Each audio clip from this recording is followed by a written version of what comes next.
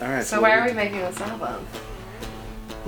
I mean, inevitably to just get people moving again, right? Like, yeah. We're bringing back the dance to Portland, right? To Portland. All you got to do is give it to them, and they get down. You deliver it, and they show up. Yep. Right. We just want to deliver it, really, in a quality fashion. You know?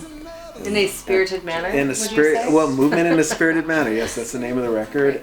I actually became a fan playing in the Talking Heads tribute band that we were in, and now all of a sudden we're making a record, and the band is evolving, and we learned a lot. Right, and we're evolving and making a record because the music that we've been performing for 3, 4, 5 years is inspiring us to also create.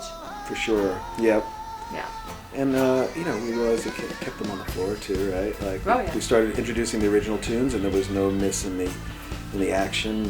And I kind of feel like we've been doing it for 5 years now, and we've reached that point where if we keep doing the same thing, we're going to become like an imitation of ourselves, you know? Oh, right. And so I kind of feel like the timing of it too is it's a matter of like, okay, most bands and most artists have a responsibility to evolve for their audience. Yes. And I don't feel a lot of bands don't do that, and then they just kind of stagnate and things go bad. But so we're doing this for you. yeah, we're doing this for you guys. Seriously.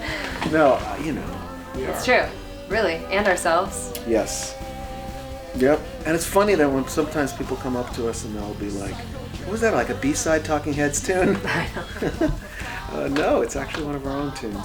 Sometimes I'll say it, sometimes I won't. So, and also we have people coming to see us now, and they're open-minded Talking Heads fans, which, they're a good crowd to release music to, for sure.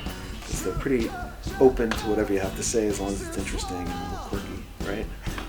Well, first off, like we were saying, we learned a lot over the last 3 or 4 years playing David Byrne's songs, for sure. And then opening them up. We opened the songs up, we added improvisation, and we started to morph things into our own thing. And, we built that large format of, 3 backup singers and a percussion player and keyboards. And so it was a big band, and it just it felt like that it was time to start saying something on our own within that context. Also, we learned how much fun it is to get people moving like that. I mean, I think I was doing folk music before this band. Right. And then our first show, it was like people were it was madness. It was such a dance party, and that, after a few years of doing that, it was like, okay, what are we going to do? Well, we're going to write music that keeps people moving, Right. And we're going to draw from this influence and this sort of genesis of David Byrne's and the Talking Heads music. So here's the thing, right? We've been playing a lot of these tunes, original tunes, live, and they're awesome. And I think sometimes people think that, so recording the music is the band gets in a room, plays the tunes, they put it on tape, and there it is. But it's actually a much more interesting, creative, and complex process that quite often involves lots of people that you don't know about. Certainly people know the producers, but not the assistant engineers and the mix engineers and all the little pieces of the puzzle that make recording is an artificial medium.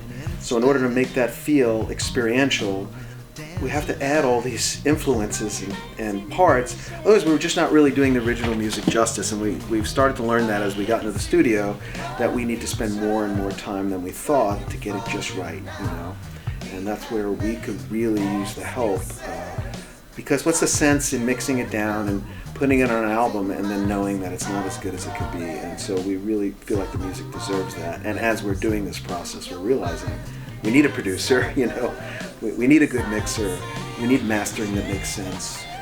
We need the instrumentation and the different kinds of players that'll make each tune sound different. So Yeah. we're hoping to release the record by late spring or early summer.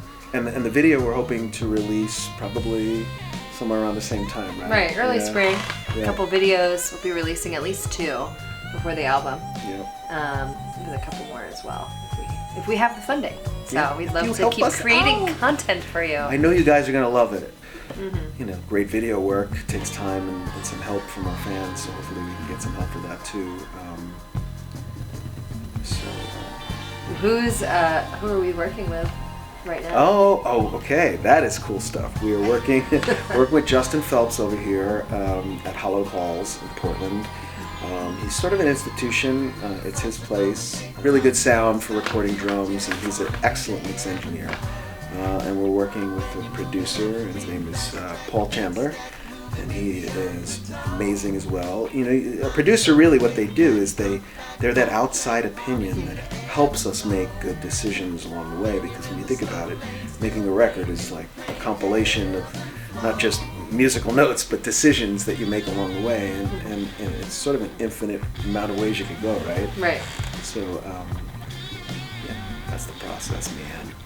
I don't know. Oh, Lord have mercy. Yeah, and if they want a living room performance, and they happen to live in Hawaii, we'll take plane tickets, you know. We would love to Hawaii come to your living room. Yeah, we could do Stop Making Sense on the beach. I think so. Right? I think we can make that work. Yeah. Yeah, maybe. Anything can happen with a little money.